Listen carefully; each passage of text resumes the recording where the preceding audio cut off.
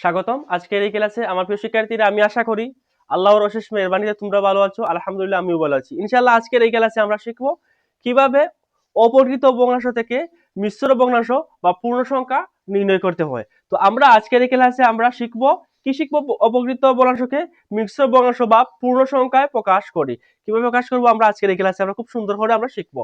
তো প্রথমে আমরা জানবো যে অপকৃত ভগ্নাংশ কি। তো অপকৃত ভগ্নাংশ হচ্ছে যে ভগ্নাংশের হর কি ছোট, এটি হচ্ছে অপকৃত ভগ্নাংশ। আর মিশ্র ভগ্নাংশ হচ্ছে যে পূর্ণ সংখ্যার সাথে যদি কি মিশ্র পূর্ণ সংখ্যার সাথে যদি প্রকৃত ভগ্নাংশ যোগ হয়, তাহলে এটি হচ্ছে কি, এটি হচ্ছে মিশ্র ভগ্নাংশ। যেমন এখানে লিখছি 5/8, এটি হচ্ছে কি অপকৃত ভগ্নাংশ। কেন? এটি হচ্ছে হর ছোট এবং লব বড়। যদি আমরা লিখতাম এইভাবে যে 8/5, তাহলে এটি হচ্ছে প্রকৃত ভগ্নাংশ, কারণ যে ভগ্নাংশের হর বড় এটি হচ্ছে প্রকৃত ভগ্নাংশ, আর যে ভগ্নাংশের হর ছোট এটি হচ্ছে অপকৃত ভগ্নাংশ। তাহলে এখন আমরা আছি মিশ্র ভগ্নাংশের মধ্যে। যেমন 2 সমস্ত 8/5, তাহলে পূর্ণ সংখ্যা 2 হচ্ছে পূর্ণ সংখ্যা এবং 8/5 হচ্ছে কি প্রকৃত ভগ্নাংশ। তাহলে মিশ্র ভগ্নাংশ কারে বলে? যে পূর্ণ সংখ্যার সাথে যদি যে প্রকৃত ভগ্নাংশ যোগ হয়, তাহলে এটি হচ্ছে কি মিশ্র ভগ্নাংশ। তো আজকের এই ক্লাসে আমরা যে অপকৃত ভগ্নাংশ থেকে কিভাবে মিশ্র ভগ্নাংশ বা পূর্ণ সংখ্যা প্রকাশ হয় আমরা আজকে শিখবো ইনশাআল্লাহ। তো প্রথমে আমরা সমাধান করি। তো প্রথমে আমরা কিভাবে নির্ণয় করব, এখানে দেখো যে আমরা ভাগ দিব। কৌশলটা দেখো। তো কৌশল আমরা যদি একটি অঙ্কের কৌশল যদি আমরা শিখি, তাহলে প্রত্যেকটা অঙ্ক আমরা ইনশাআল্লাহ সমাধান করতে পারবো খুব চমৎকার ভাবে। তো আমরা ফার্স্টে 7কে ভাগ দিব। তাহলে ভাগ দেওয়ার পরে এখানে দেখো, এখানে ফার্স্ট 7 এর মাঝে যাবে একবার 5, ঠিক আছে।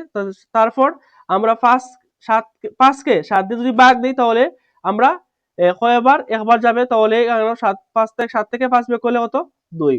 তারপর দেখো এখানে ভাগ শেষটা উপরে চলে যাবে এবং এই যে ফার্স্ট এখানে আসবে, তাহলে দেখো 5 থেকে 5 আর 2 7, তাহলে আমরা কি পেয়েছি? এক সমস্ত 5/2। দেখো 5 থেকে 5, তারপর আর 2 7, তাহলে আমরা কি করি? 5 গুণ 1 যোগ 2, তাহলে কি দাঁড়ালো? 5 থেকে 5 আর 2 কত? 7, তাহলে 5/7। তাহলে আমরা কি পেয়েছি? যে আমরা নির্ণয় করেছি অপকৃত ভগ্নাংশ থেকে আমরা মিশ্র ভগ্নাংশ আমরা কি প্রকাশ করেছি।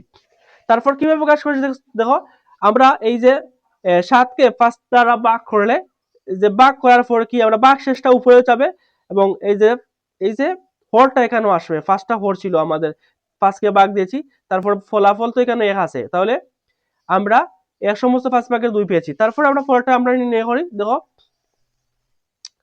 তারপর এখানে দেখো আমরা আবার সেম, এখন 4কে 8 দ্বারা ভাগ দিলে 2 বার যাবে, 4 দুগুণা 8, তাহলে 0। তাহলে আমরা কি, কেন আমরা 2 পেয়েছি, এই দুইটা হচ্ছে পূর্ণ সংখ্যা। তারপর এখানেও দেখো আমরা পূর্ণ সংখ্যা পেয়েছি। তাহলে আমরা আজকের এই ক্লাসে অপকৃত ভগ্নাংশ থেকে মিশ্র ভগ্নাংশ আমরা প্রকাশ করব এবং আমরা পূর্ণ সংখ্যা প্রকাশ করব। তো প্রথমটা আমরা যে মিশ্র ভগ্নাংশ প্রকাশ করেছি, তারপরেরটা আমরা পূর্ণ সংখ্যা প্রকাশ করেছি। এখন আমরা এটি নির্ণয় করব, এটি। তারপর এখানে দেখো, এখন আমরা এখানে 7কে 22কে 7 দ্বারা ভাগ করব। কি 22কে 7 দ্বারা ভাগ করলে কবার যাবে?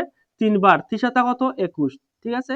তারপর 22 থেকে 21 বিয়োগ করলে 1, এইটি ভাগশেষ। 21টা হচ্ছে কি ভাগশেষ।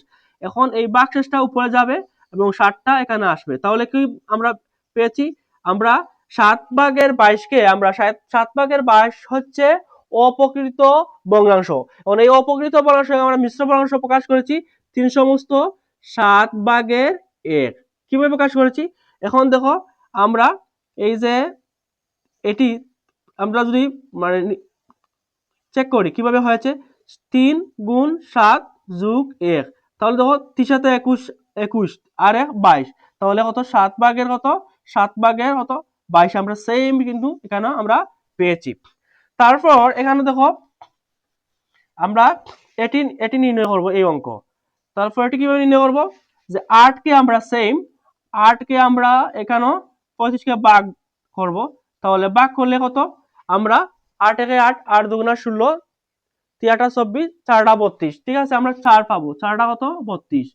এখন 35 থেকে 32 বিয়োগ করলে কত থাকে? 3, এই 3টা উপরে যাবে এবং 8টা এখানেও আসবে, ঠিক আছে।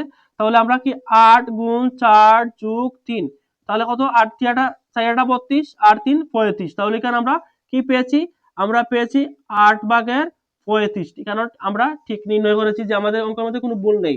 কিভাবে, এখন দেখো আমরা 8 ভাগের 35, তো 8 ভাগের 35 কে আমরা কিভাবে নির্ণয় করেছি, যে 8 ভাগের 35 কে আমরা পেয়েছি 4 সমস্ত 8 ভাগের 3। তো এখানেও আমরা ভাগ করেছি 35 কে 8 দ্বারা ভাগ করলে কবার যাবে, 4 বার, ঠিক আছে। তাহলে 4টা 32 4 বার, তাহলে 35 থেকে 32 বিয়োগ করলে 3 থাকে, এই ভাগ শেষটা উপরে যাবে এবং 8টা এখানে হরে এখানে চলে আসবে, সব সময় পর ঠিক থাকে। তাহলে আমরা এখানে দেখো 4 4টা 32 আর 3 কত, 35, 8 ভাগের 35। এখন আমরা এটি নির্ণয় করব। তো এটি নির্ণয় করলে আমরা সেম দেখো, আমরা এখানে 40 কে 10 দ্বারা ভাগ করি, তাহলে কবার, 4 বার, 4 10 কত, 40, ঠিক আছে। তাহলে আমরা পূর্ণ সংখ্যা পেয়েছি। তাহলে এটির উত্তর কি পেয়েছি, আমরা এটির উত্তর পেয়েছি 4। তারপর আমরা এটির উত্তর পেয়েছি কত, এটির উত্তর পেয়েছি যে 8 ভাগের 35, 8 ভাগের 35 পেয়েছি আমরা 4 সমস্ত 8 ভাগের 3। তারপর আমরা এটির উত্তর পেয়েছি কি, এটির উত্তর পেয়েছি যে 4 ভাগের কত, 8 কে আমরা পূর্ণ সংখ্যা পেয়েছি 2। তারপর আমরা 5 ভাগের 7 কে পেয়েছি 1 সমস্ত 5 ভাগের 2। তো আমরা কিভাবে ভাগ করে অপকৃত ভগ্নাংশকে আমরা মিশ্র ভগ্নাংশ প্রকাশ করতে হয় এবং পূর্ণ সংখ্যা নির্ণয় করতে হয়, আমরা আজকের এই ক্লাসে আমরা শিখেছি। তো আমরা সব সময় কি করব, প্রথমে আমরা ভাগ করব, ভাগ শেষটা উপরে চলে যাবে। এখানে দেখো আমরা এটি ভাগ করেছি, এই যে আমরা 8 ভাগের 35 কে কিভাবে নির্ণয় করেছি, প্রথমে এটি নয়, এটি 3 নম্বর এখানে উত্তর।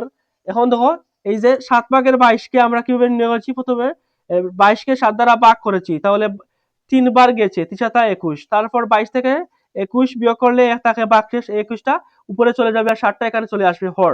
তাহলে আমরা আবার যদি আমরা দেখি আমরা অঙ্কটা সঠিক হয়েছি নি, তারপরে ভাবে সাথে কি করব, 3 যোগ করব, ঠিক আছে, 3 7 21 আর উপরের এক লব যোগ করব।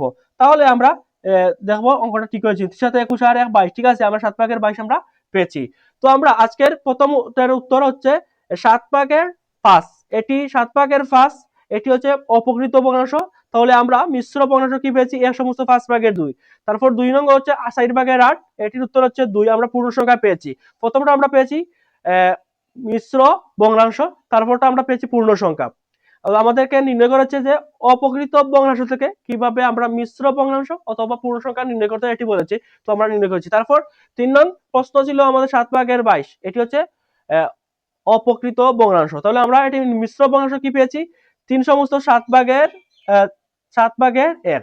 তারপর প্রশ্ন ছিল 8 ভাগের 4 নং 8 ভাগের 35, এটি হচ্ছে অপকৃত ভগ্নাংশ। তাহলে আমরা এটিকে যে মিশ্র ভগ্নাংশ আমরা কিভাবে নির্ণয় করেছি, আমরা পেয়েছি 4 সমস্ত 8 ভাগের 3। তারপর প্রশ্ন 5 নং প্রশ্ন ছিল 10 ভাগের 40, এটি আমরা পূর্ণ সংখ্যা পেয়েছি কত, 4, আমরা 4 পেয়েছি। তো আজকের ক্লাস এই পর্যন্ত, ইনশাআল্লাহ আমরা অন্য একটি ক্লাসে আমরা ভগ্নাংশ কিভাবে যোগ করতে হয় আমরা শিখবো। তো আজকের ক্লাস নিয়ে কমেন্টে তোমার মতামত জানাবে এবং ক্লাসটি ভালো লাগলে লাইক করবে এবং শেয়ার করবে, তোমার শেয়ারের জন্য অন্যরা শেখার সুযোগ পাবে। তো ধন্যবাদ এতক্ষণ এই ক্লাস করার জন্য তোমাকে, এবং ইনশাআল্লাহ অন্য একটি ক্লাসে দেখা হবে। সে পর্যন্ত ভালো থাকো, সুস্থ থাকো এবং নিরাপদ থাকো, এবং অবশ্যই তোমার স্টাডি শান্তির মতো কন্টিনিউ করবে। আল্লাহ হাফিজ।